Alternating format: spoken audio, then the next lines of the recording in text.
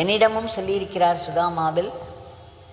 யார் ஒரு பிள்ளை தன்னுடைய பெற்றோர்களை நன்கு பாதுகாக்கிறார்களோ அவர்கள் ஒரு பெரிய தபஸ்யா செய்கிறார்கள் என்றார்.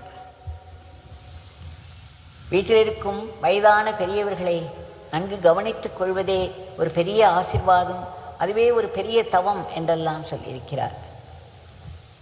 அதனால் பகவான் இந்த கூறிய வார்த்தைகளை நாம் அலட்சியம் செய்யக்கூடாது. நம்மால் முடிந்தவரை எப்படி பெற்றோர்களை, ஏனென்றால் நாம் ஒன்றுமே அறியாத பருவத்தில் எப்படி கிடந்திருப்போம், போட்ட இடத்தில் கிடந்திருப்போம், போட்ட இடத்தில் மலம் கழித்திருப்போம், எத்தனையோ வியாதிகளும் வந்திருக்கும். அப்பொழுதெல்லாம் எந்த அருவருப்பும் பார்க்காமல் நம்மை எடுத்து துடைத்து நம்மை நன்கு